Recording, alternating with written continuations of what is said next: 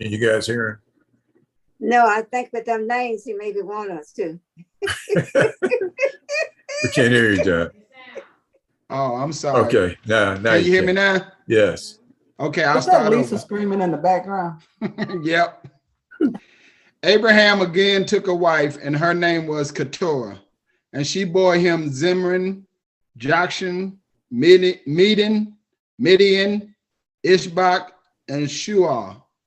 Joksan begot Sheba and Dedan, and the sons of Dedan were Ashurim, Letchum, and Leumim. The sons of Midian were Ephod, Hanak, Abada, and Eldaah. All these were the children of Keturah, and Abraham gave all that he had to Isaac. Okay, thank you. So my first question is, why is it important for us to know this? Well, all the names I don't understand that one myself.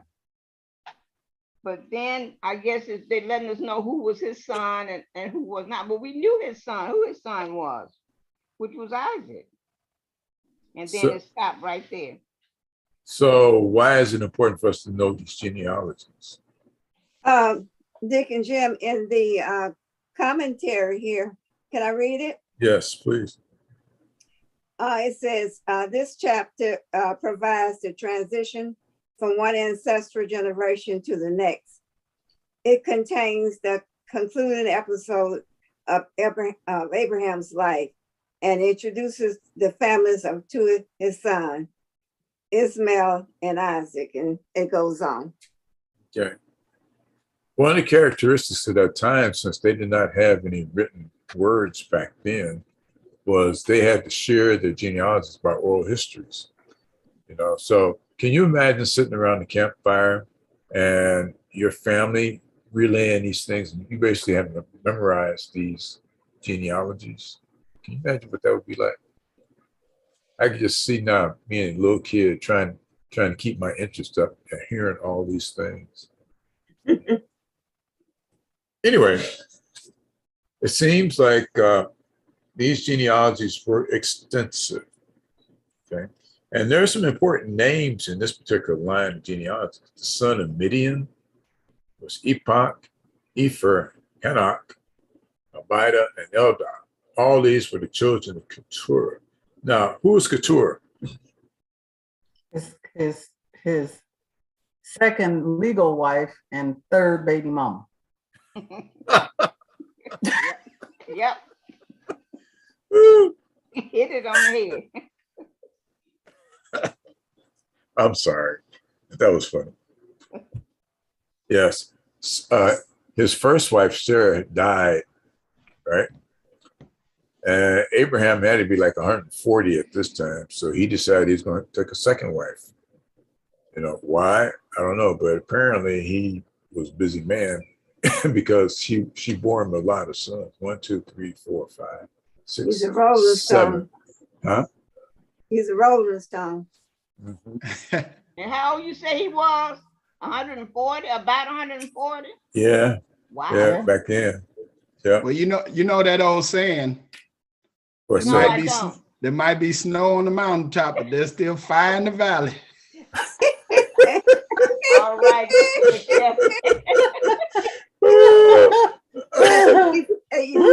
He thinks so.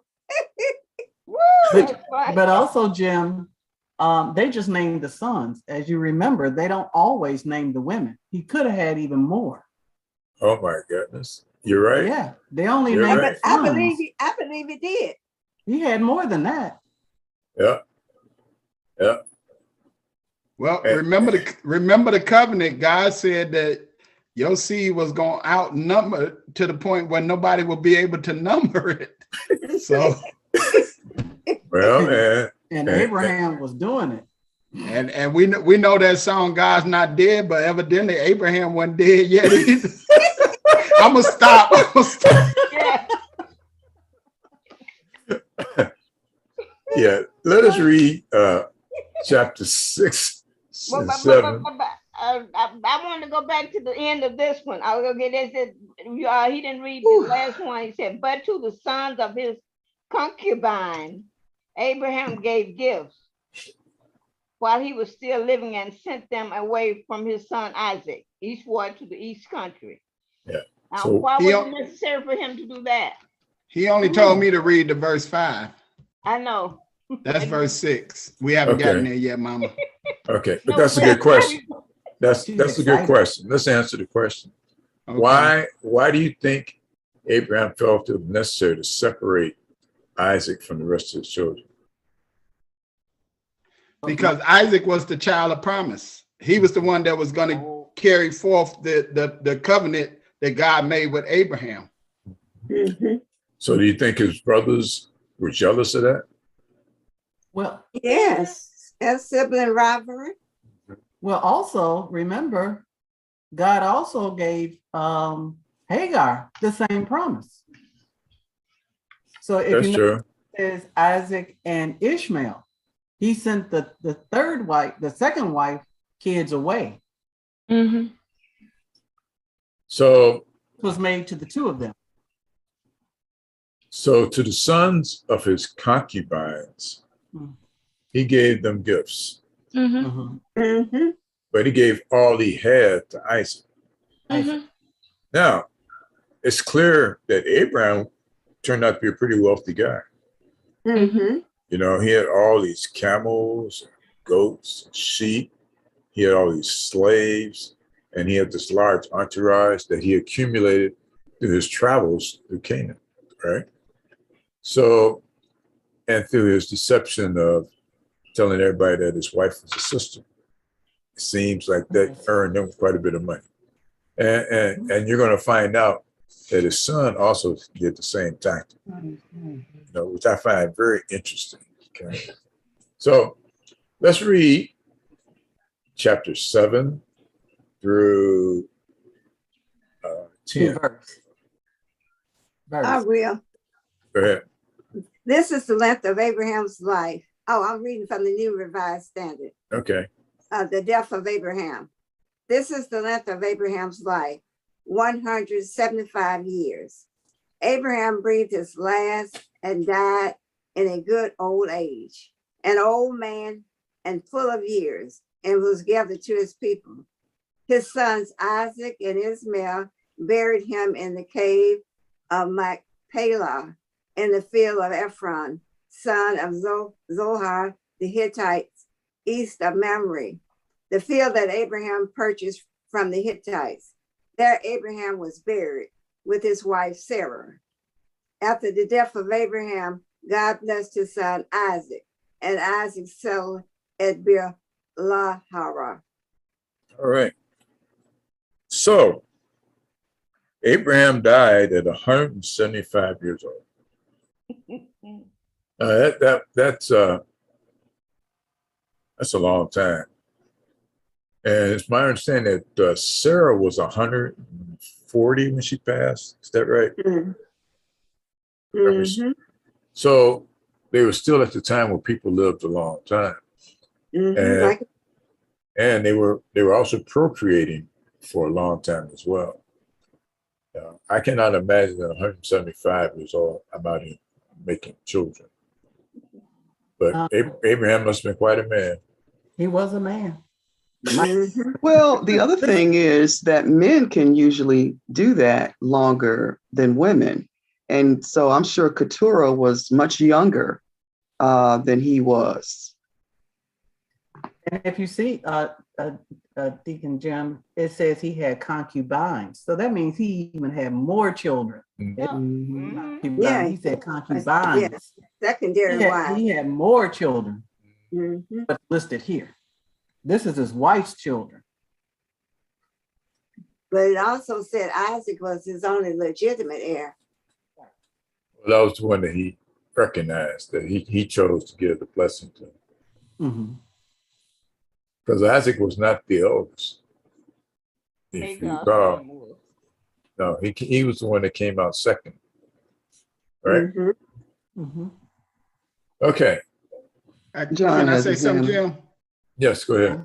I also found it interesting that the Bible noted that Isaac and Ishmael buried their father. Right. You know, I thought at this point, Ishmael was gone off into the sunset doing his own thing, but evidently he was still around at some point because he found out his father passed away, and it says that Isaac and Ishmael buried him together. Yeah, yeah. Well, I thought that was interesting. Well, just like if we have a death in our family, then our family is going to come from all over to bury him. You know, that's how I interpret that. You know. Yeah, they sure do. So, yeah. Sometimes they haven't seen them in years. Yeah. But they come out the woodworks. Well, I thought with the bad blood that was going on with Hagar and Sarah, and that's why I thought Ishmael was gone doing his own thing and probably wouldn't be heard of again, till further on down the line. Yeah, but we all know that the descendants of Ishmael turned out to be warring against the descendants of Isaac. And through history, that is, there are 12 tribes on both sides that emanated from those guys. And the ones from Ishmael turned out to be the ones from Arab descent, right? And the ones from Isaac turned out to be the ones from Hebrew descent. And it's been a conflict ever since. And I don't think it's resolved yet. I think the other thing is there's a lot of tradition. There's a lot of tradition. So even if I'm angry with you, the tradition says that we're supposed to do a certain thing a certain way. And so we will come together and we will do those things, but it doesn't mean that we care anything about each other. We just follow in tradition. Even people that come to funerals now don't necessarily, like Mama said, they haven't spoken to each other in years, but somebody dies, they come together. Everybody says, oh, we're going to keep in touch. And they go on their separate ways. You never hear from Yeah. Then people show up to the funeral that you didn't even know supposed to be there. Oh. Boy. I'm not going to pursue that one. The special friend. special friend that you didn't know you had. Move on, Deacon Jim. We got to move on now, okay? Yeah, Hey, move on, Jim, y'all. one more thing. Yes. Have you seen the meme about Nick Cannon said he's trying to be Father Abraham? What? No, I have not seen Yeah, that. Nick Cannon's just been real crazy. Wow. He has a lot of children. Really? I didn't know. Yes. Yes. So that's why they call him the Father Abraham. Oh yeah, he had about 3, 4 in 1 year. He's about up to 6, 7 now. Woof. Nick Cannon. All right, let's move on. Oh, well, I'm into Thought that. I'd throw that out there. See, I don't get into it. I'm so happy. Ooh, that's right, Nick. You tell these old folks what's going on.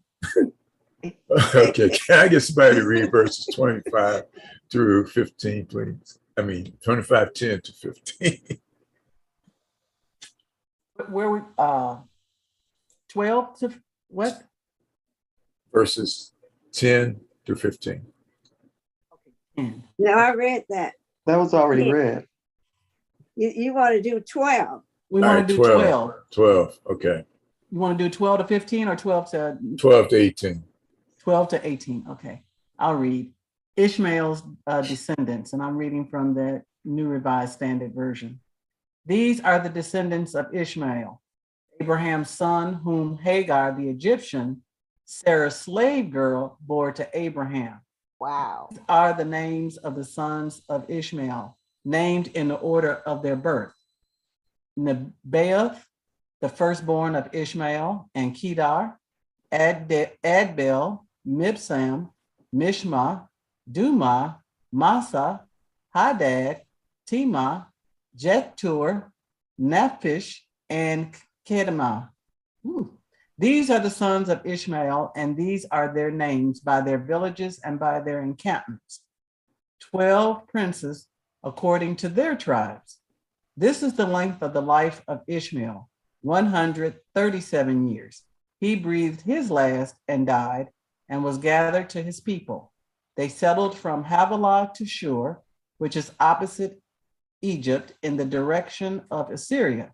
He settled down alongside of all his people. I find very interesting that there were 12 sons of Ishmael, and there are 12 sons of Isaac. You know, that parallel is really, really remarkable. I also find it interesting that only the sons were mentioned, as we pointed out as well. So it's very likely that they could have much more kids. Mhm. Okay, the birth of Esau and Jacob. Now, this is a cool section right here. Yeah. All right. Let's read. Let's start with 19 to 23. I'll read it. Oh, go ahead. These are the descendants Oh, okay. of Isaac, Abraham's son. Abraham was the father of Isaac, and Isaac was 40 years old when he married Rebekah, daughter of Bethuel, the Aramean of Paddan Aram, sister of Laban the Aramean. Isaac prayed to the Lord for his wife because she was barren, and the Lord granted his prayer, and his wife Rebekah conceived. The children struggled together within her, and she said, "If it is to be this way, why do I live?" So she went to inquire of the Lord, and the Lord said to her, "Two nations are in your womb, and two peoples born of you shall be divided. The one shall be stronger than the other. The elder shall serve the younger." When her time to give birth was at hand, there were twins in her womb. The first came out red, all his body like a hairy mantle, so they named him Esau. Afterward, his brother came out with his hand gripping Esau's heel, so he was named Jacob. Isaac was 60 years old when she bore them. When the boys grew up, Esau was a skillful hunter, a man of the field, while Jacob was a quiet man living in tents. Isaac loved Esau because he was fond of game, but Rebekah loved Jacob. Amen. Here we go. Well, that's where it starts. Yep. In. That's where it starts. So it seems that the struggle that God had ordained occurred even before they were born. Mhm. You know, so does that mean then that God knew ahead of time what was going to happen? Of course. I think so. God That is might not a have been the surprise. punishment that God was putting on the family, the curse, as they call it. Well, but families are very complex entities, right? We have all kind of needs in the society. Not everybody can do the same thing if the society is going to prosper. You have some hunters, you have some gatherers, you have some cooks, you have some tailors, you know, and so even this describes the fact that there were some significant differences between Esau and Jacob, right? Esau was more manly type guy out there hunting, and he was good at hunting. He was good at those things that back then guys valued, right? Whereas Jacob was smart. Jacob was quiet and thoughtful. I don't know why he said living with tents. I don't quite understand what the significance of that means. He was a mama's boy. Okay. He What did you was a say? boy. He was a He had to learn how to cook. You know, he did all sorts. He did the nice things. Well, Jacob was a trickster. Okay, and women are who? what? Okay.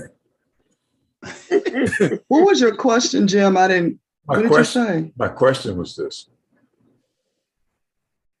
what was the significance of living in the tents by Jacob? Okay. Given the fact that, and I tried to put in the context that societies need all kind of folks in order to function, right? Mm-hmm. You know, so to me, just because he was quiet and wasn't out there hunting does not mean he was a mama's boy.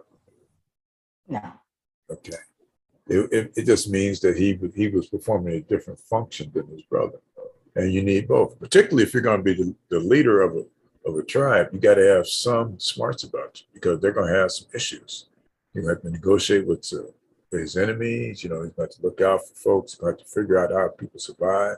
I mean, you need somebody who can do long range planning and thought, and so his mind needs to be trained for that, as opposed to a hunter who goes out and he sees a game and he's very action in and out oriented. Does that make sense? Mhm. But, Yeah. but, But it depends on how you view a hunter.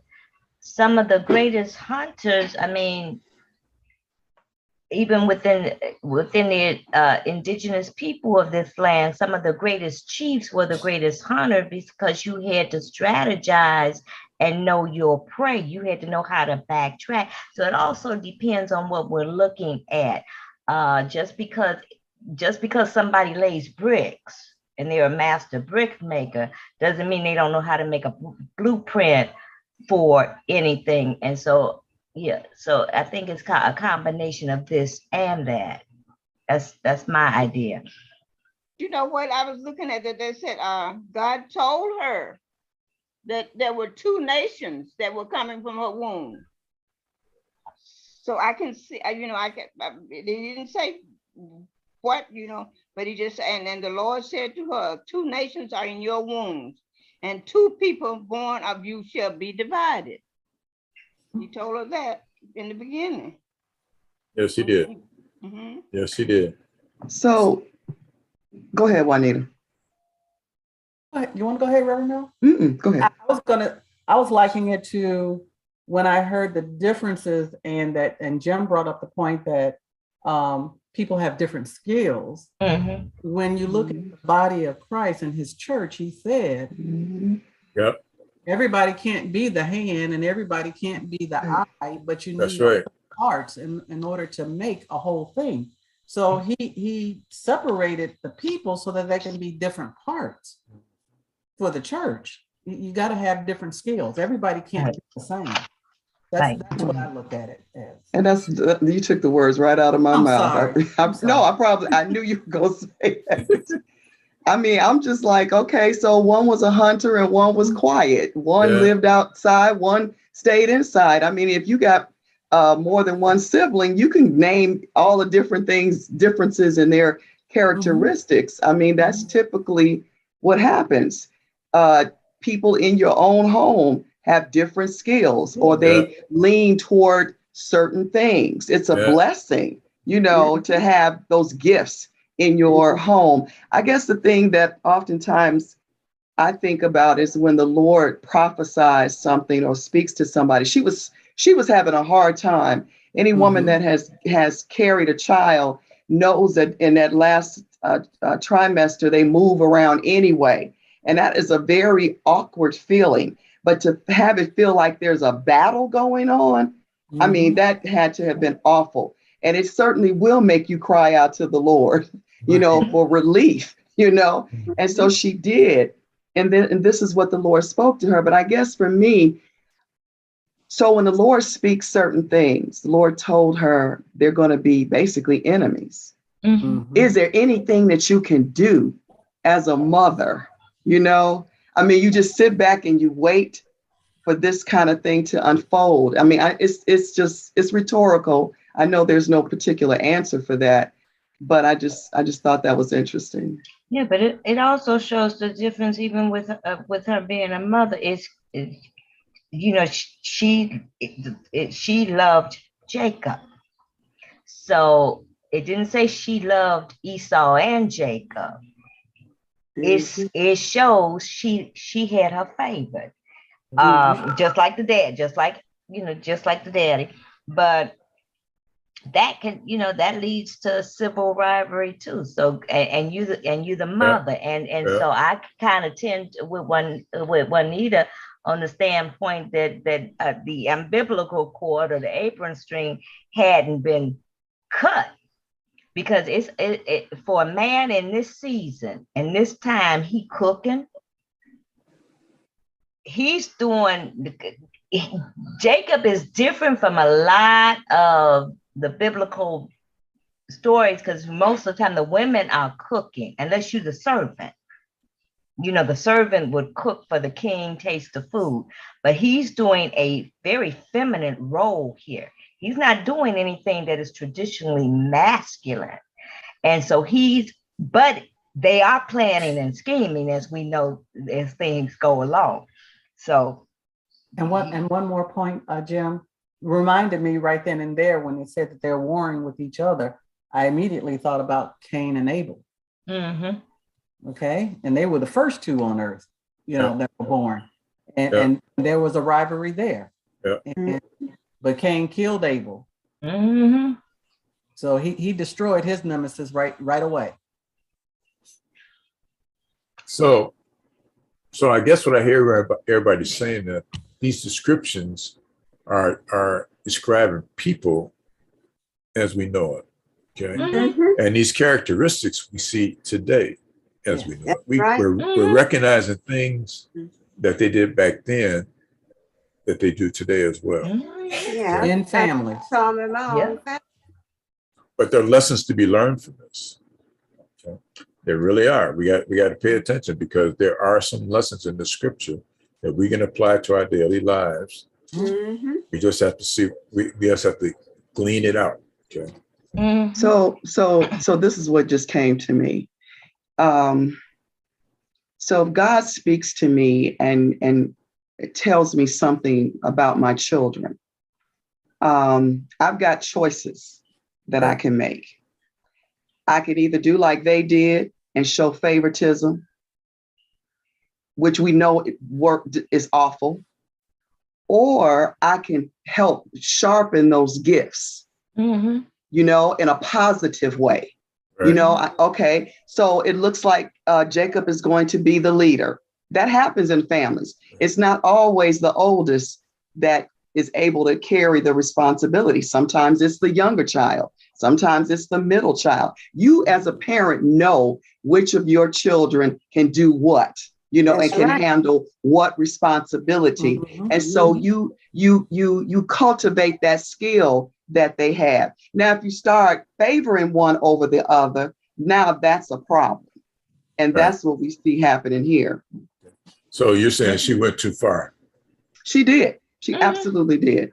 Okay. Yeah. John. I just wanted to pose a question. Could the fact that God told Rebecca that the younger brother would serve the older brother, could that have drawn her to favor him more? Mhm. That's a possibility. Mm-hmm.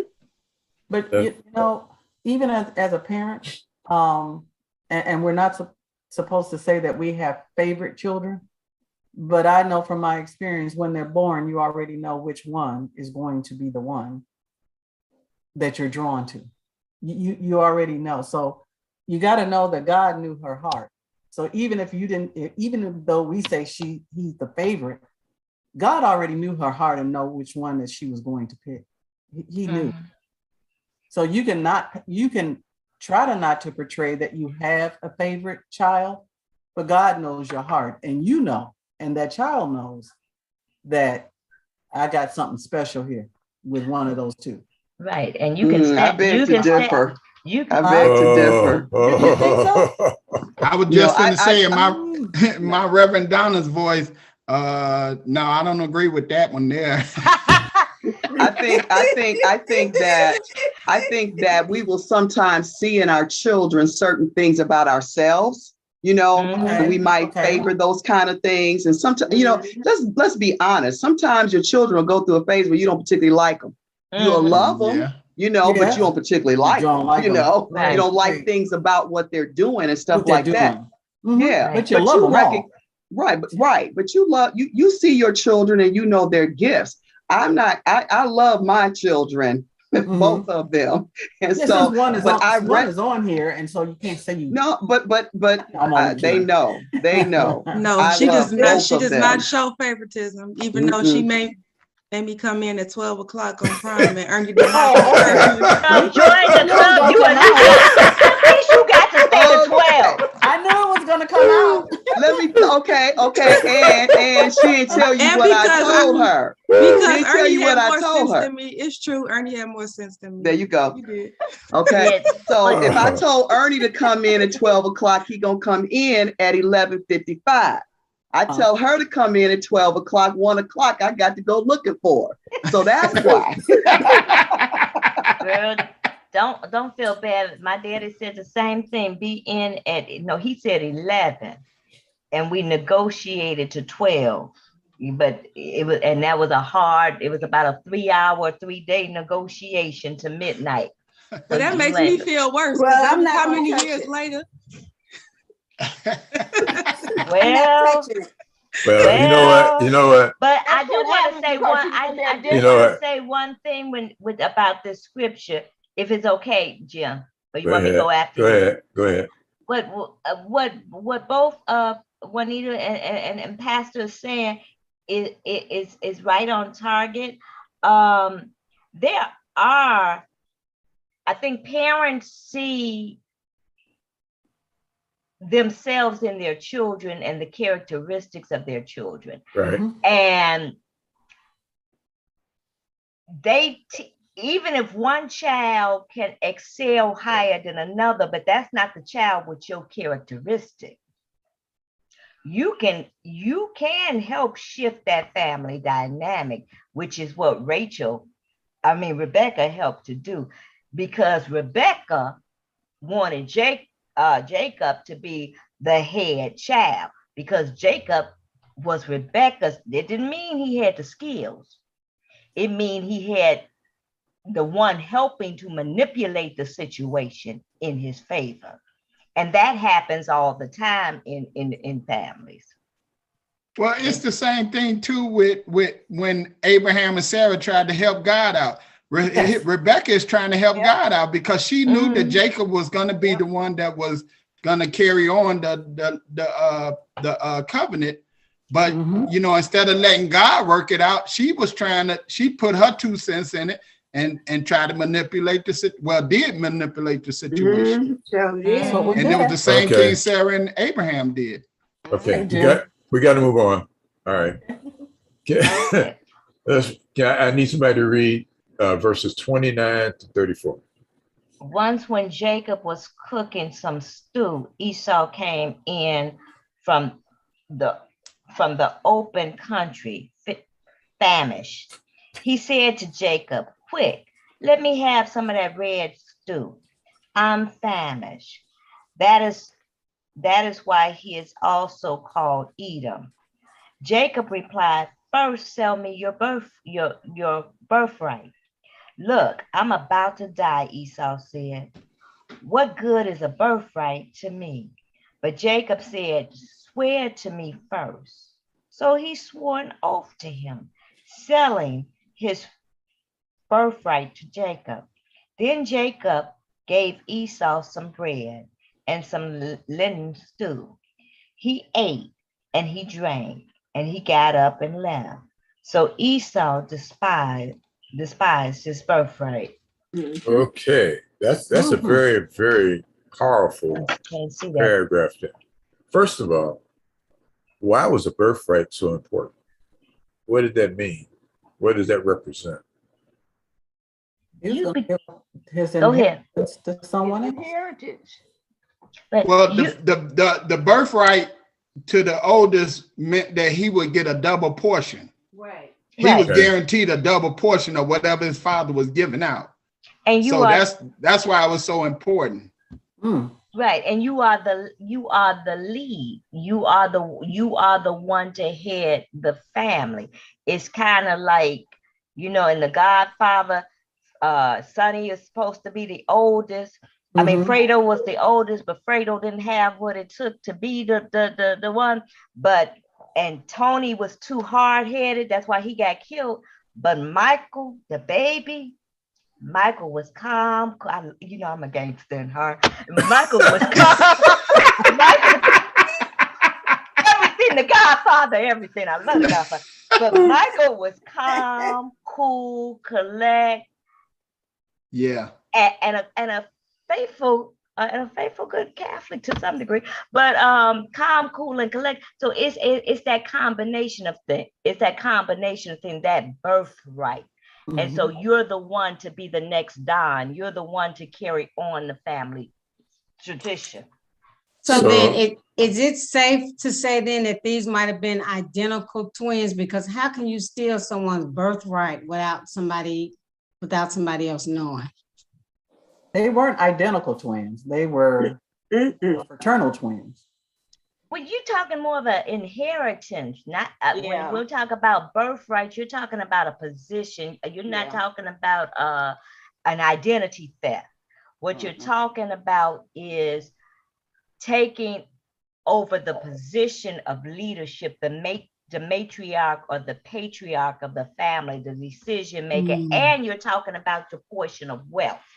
And so the firstborn was always supposed to be the one who, as Jim said, got the double portion, the one who was supposed to lead the family. And so that's what he was asking him for power. Give me your power. Well, they weren't identical because if you know the story, his mother had to fix him up so he could feel like him. So they weren't identical. Yeah, they were fraternal twins. So how did Esau agree to give away his birthright? Isn't that something that his father has to determine? I mean, that's not something that Esau can do, is it? Yeah. But so to me, it shows that if you're looking at material things in life, you'll sell your soul to the devil just to get that material thing. And that's exactly what he did. He was hungry. He didn't care what Jacob was telling him. I just want that food that you got in front of you. And he said, hey, well, give me your birthright. Man, right. Go ahead and take it. I mean, it wasn't anything that he was looking for in the future. He wanted to satisfy his needs today. Right. And he wasn't going to take it serious. He wasn't taking it seriously. Right. It doesn't matter, but that's what we do today as humans. Right. We will sell our soul in eternity to get what we want right here, right today. A quick fix. But Jacob said, swear to me first. So he swore to him and sold his birthright. Now, we know from other chapters that this is a very serious thing amongst those people when they swear to something. They have pretty well defined rituals about swearing, about these type of commitments. John? Yeah, I just wanted to add to that, it could have been that, like you said, Esau knew that his father was the only one that could bless that birthright. And we're going to find out that's why Rebecca did the tricking, because Esau actually was getting ready to be blessed with the birthright. Even though he gave it up to Jacob, it wasn't his to give away. Like you said, it wasn't his to give away. It was for Isaac to pass it on. And so at this point, Esau is like, it don't mean nothing to me. I'm hungry. I done been out here hustling and I ain't ate in a couple of days and I need some food and some drink right now. So you can have whatever you want. Exactly. And doesn't that tell you something else? Jacob, that shows you the mindset of Jacob. Jacob's mind wasn't right. Jacob was already, this is your brother. You want what belongs to your brother. So that tells you, that's like when you come to my house, you ask for something to eat, and I said, I want you to give me your car if you want something to eat, because I want your car. That means I'm already looking at your car. I'm already thinking about what. So that shows the twistiness of Jacob's mind. Well, you know what? My oldest brother used to, he's like 6'7", weighed about 350. Well, he don't now because he's older. He's almost 79. He was in an accident, so he's not that way now. But when we were younger, he would buy our breakfast knowing that we would take $1 so that we can go buy $1 worth of candy, because back in the 70s, $1 worth of candy was like 2 bags of candy. Yeah. So we would sell our breakfast or dinner or whatever to my oldest brother for $1, knowing that, you know, we weren't going to be satisfied with, you know, he knew that we weren't going to be satisfied, but he was just interested in filling his belly up. So he would give $1 for our breakfast or our dinner because he know we going to take it to go back handy. I was going to say, I like that point that Juanita made about people being short-sighted. Mm-hmm. Just thinking about the immediate and not looking at long range. But then on the other side, like you said, somebody said Isaac was the one that was able to do that. So he figured, oh, okay, whatever, I swear, you can have it. Right. But also remember that Jacob was his mother's son, right? He was always in the tent with her. She told him probably what God revealed to her, that the younger would lead the older. So he was taught that. He already knew that he was going to be the lead. The guy still didn't need their help. And Esau bought into it because he wanted something to eat. All you got to do is go give him some food. He'll give you anything. Now, that's the perfect segue in chapter 26. Okay. And I need somebody to read verses 1 through 5. Anybody? There was a famine in the land besides the first famine that was in the days of Abraham. And Isaac went to Abimelech, king of the Philistines, and Gerar.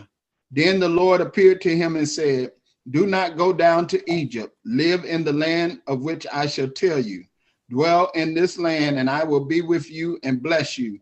For to you and your descendants I give all these lands, and I will perform the oath which I swore to Abraham your father, and I will make your descendants multiply as the stars of heaven. I will give to your descendants all these lands, and in your seed all the nations of the earth shall be blessed, because Abraham obeyed my voice and kept my charge, my commandments, my statutes, and my laws. Amen. Amen. So God spoke directly to Isaac. That's right. Mm-hmm. And what I find the most interesting part, he says, do not go down to Egypt. Mm-hmm. Settle in the land that I shall show you. Now, Egypt, of course, was always on the other side of this earth, and that's where the water was. Mm-hmm. It was the most attractive thing. But he's telling them, don't go down there, because apparently God knew that this was going to be some big, and as it turned out later on, Egypt turned out to be a very bad thing for the Hebrew people. Right? Mm-hmm. So he's telling them up front, I got bigger plans for you. Go over here to this side. The land may not be as good, but I assure you that you are going to multiply. And as it turned out, they did, because look at all the kids that was birthed by Abraham and so forth.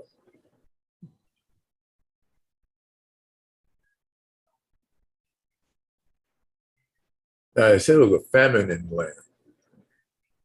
So that means then that what did they do if they couldn't get any food at that point? What does a famine mean? Does it mean the hunters could not get the food, or they could not grow the food? Or is the weather was so bad that the food would not grow? Mm-hmm. I mean, there's a lot of ways you can interpret that statement. And how did they survive it? Did it say? He had to keep moving. Yeah, he had to keep moving. He said, but whatever you do, don't go down to Egypt. Right. I'm going to show you where to go. Right. So all the depictions of the Hebrews at this point show that they were a people that kept going. They were nomadic in their origin. Okay, Right. And that's continued down through history. So this is the beginning of their nomadic tendencies, that they have to go to different parts of it, and they would move. That's interesting. Okay, let's go on verses 6 through 13. So Isaac settled in Gerar, this in our SD version. When the men of the place asked him about his wife, oh, here we go. He said, she is my sister. For he was afraid to say, my wife, thinking, or else the men of the place might kill me for the sake of Rebekah, because she is attractive in appearance. That's Daddy's son. When Isaac had been there a long time, King Abimelech of the Philistines looked out of the window and saw him fondling his wife, Rebekah. So Abimelech asked for Isaac and said, so she is your wife. Why then did you say she is my sister? Isaac said to him, because I thought I might die because of her. Abimelech said, what is this you have done to us? One of the people might easily have lain with your wife, and you would have brought guilt upon us. So Abimelech warned all the people, saying, whoever touches this man or his wife shall be put to death. Is that it, Jim? Yeah. Okay. So is this the same Abimelech that was the king when Abraham first got there? No, I don't think so. I read a commentary said that it's possible, not highly unlikely, but it was Highly possible. Yeah, that's what I read too. Yeah. Or it may be, or it could be like Ramses. You know, you had Ramses. Right. It was a common name for a king. Yeah. Or the descendants of the king could be his son. Right. Herod the first. Well, this particular Abimelech recognized the deception pretty quick, which means that he was probably made aware of an earlier deception by Abraham, some type of way, whether his father told him about it or he heard about it or something. But he looked knew. out the window and saw them. Yeah. He saw her fondling him, so he knew this can't be his wife. This his sister. He can't be fondling her like that. So it was right there in his face. To be, not supposed to. Well, he shouldn't be. No, he shouldn't. Right. He shouldn't have. So he questioned him and said, "Hey, this not your sister. This your wife, ain't it?" And he said, But "Yeah." didn't they do stuff like that back in those days? They do that nowadays. Yeah. Yeah. Yeah. It was common back in those days for sure. Yeah. Right. A lot of incest. Because they wanted to keep the bloodline pure, so they married into the family, to keep the bloodlines pure. Yeah, but it was I don't think it was brother sister. The blue blood, he did that too. Yeah, but okay, I thought you had to skip generations. Because I know the Sarah was Abraham's half sister. They had same father, same mother, different fathers. That's right. Because I know Eleanor and Franklin Delano Roosevelt are 16th cousins. Yeah. Okay. Yes, that's right. I'm sorry. But Abimelech said that he that touches this man or his wife shall surely be put to death. I mean, that's a pretty strong punishment for that, don't you think? They put people to death for that? Well, it could also be that he had an anointing that was obvious. You know, there's some people that you can tell there's something special and you better not touch them. So, okay. And like you said before, Jim, just as the Hebrew people were passing down information, I'm sure that these other nationalities were passing down information too, because he basically spoke the same thing to Isaac that King Abimelech spoke to Abraham way back in the day. Yeah. You know, and said, what have you done to our people? Yeah. What if somebody would have laid with us? Then you bring a curse on us.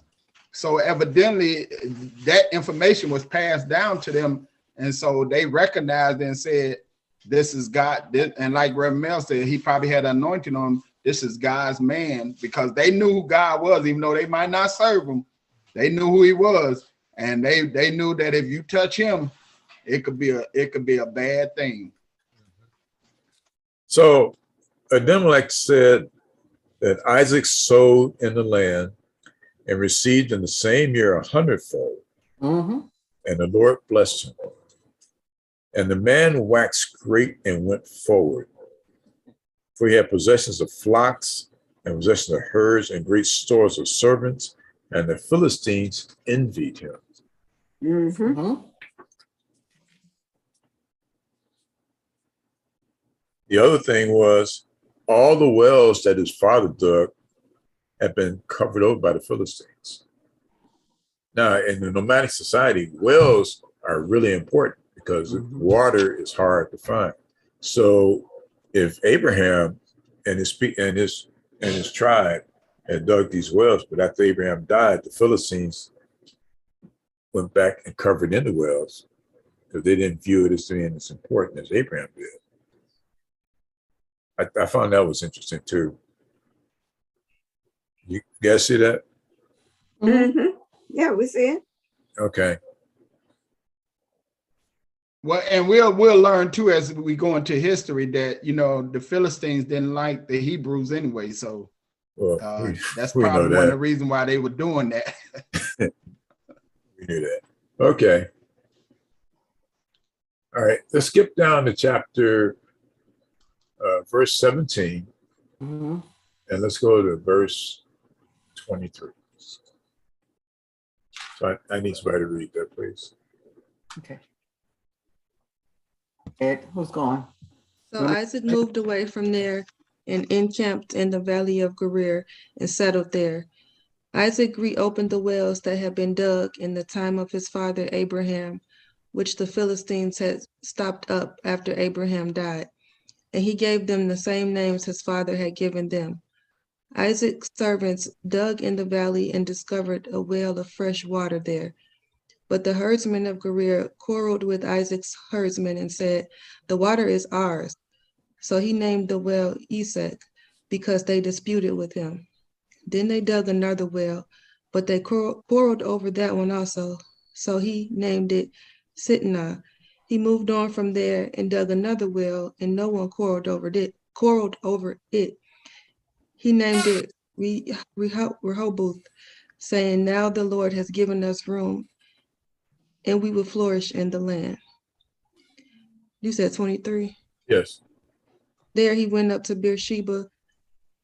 Okay, so water was very important to the nomadic tribes, and apparently when they dug the wells, there were some other people who claimed, which I find kind of interesting. Where were these people before the wells were dug? Right, and it's interesting that they waited till they dug them back up to claim them. Yeah.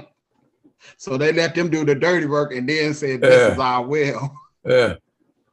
And I find it interesting that the Hebrews then contested it all. I mean, come on now. I'm just putting myself in that position. If I had dug up a well and it was water, and I put in all that work, and then somebody out of the blue comes and say, "Hey, this is my well," that ain't gonna happen. Not without me putting up some resistance, Yeah. But it's like Jacob said, "Okay, we're not gonna fight this battle. We're just gonna move on." So maybe that's one of the reasons why he was put in his leadership, because he had a calm head, those kind of things. Okay, we gotta hurry up because we only got a couple minutes left. Let's go from 24. all the way on to 35, please. And that very night, the Lord appeared to him and said, "I am God of your father Abraham. Do not be afraid, for I am with you and will bless you and make your offspring numerous for my servant Abraham's sake." So he built an altar there, called on the name of the Lord, and pitched his tent there. And there Isaac's servants dug a well. Then Abimelech went to him from Gerar with Ahazah, his advisor, and Philcol, the commander of his army. Isaac said to them, "Why have you come to me, seeing that you hate me and have sent me away from you?" They said, "We see plainly that the Lord has been with you. So we say, let there be an oath between you and us, and let us make a covenant with you, so that you will do us no harm, just as we have not touched you and have done to you nothing but good, and have sent you away in peace. you are now blessed of the Lord. So he made them a feast, and they ate and drank. In the morning, they rose early and exchanged oaths. And Isaac set them on their way, and they departed from him in peace. That same day, Isaac's servants came and told him about the well that they had dug, and said to him, we have found water. He called it Shibah. Therefore, the name of the city is Beersheba to this day. When Esau was 40 years old, he married Judith, daughter of Beer the Hittite, and Bashmath, daughter of Elon the Hittite, and they made life bitter for Isaac and Rebekah. Okay, more drama. Well, the only thing I can say about this last section is that water was an extremely important commodity. It really was. And also, their enemies observed them from a distance and saw that they prospered. And because they prospered, they knew that the Lord was with them. And so they did not want to become enemies anymore, someone who the Lord was with them. Okay. So that means then that even the enemies recognize the power of God. Okay. Mhm. My thing is what the enemy meant for evil, God worked it out for his good. No matter how many wells he dug, they wanted to take him. And kept digging, and he still get water. No matter what they did to him, he still got the water. So there was no stopping him. God was definitely on his side. And one guarantee that Isaac had to hold on to was the fact that God told him, I will be with you. Wherever you go, I will be with you. So that was a reassurance that no matter where he went, God was going to be there for him. And so, he didn't have to worry about, his back, because God had his back. It's like the sign over Nikki's head that I'm reading. Life is what? Good. Good. And so no matter where he was going, the water was going to come up. Life for him was good. He had the promise of God. Yeah. Okay. All right. I think I found interesting too that those first two wells that he dug, there was no mention of God. And then later on, God appears, and then everything is fine. So sometimes we can move too fast. Mm-hmm. Maybe he wasn't supposed to dig where he dug just because he saw the water. Maybe he was supposed to wait until the Lord gave clearance. Sometimes we as people of God, we move too fast. We think it's time, or we see something that seems promising, and then we go at it, and we wonder, why are people coming at us? Why are they attacking us? Mm. Amen. Are we supposed to learn some things from those experiences too, to prepare us for the next step? Amen. Yeah. Okay. Well, thank you, guys. It's been an interesting set of conversations. Thank you, Deacon Jim. All right. Love the soap operas. Yeah. And Nikki, you were right. The brothers and the sisters at that time could go ahead. Well, as I mentioned before, that's why you ask folk where you people from. Yeah. You want to be sure. Important. Very important. Hey, man, we are so grateful tonight for these chapters. And as you can see, it is going to just keep getting better and better. And so we bless God for yet another evening to spend with you. We look forward to seeing you next Thursday. But we also want to open the doors of our church to you, Grace United Church of Christ. We won't be in the sanctuary this Sunday, but you can find us on our website, plenty of sermons, plenty of lessons and all kinds of things, and a virtual service as well at 11 o'clock. But we will be back first Sunday in May. So God bless you, and God keep you, and be prayerful as we go through the rest of this week, because there are others who are not as fortunate as we are. So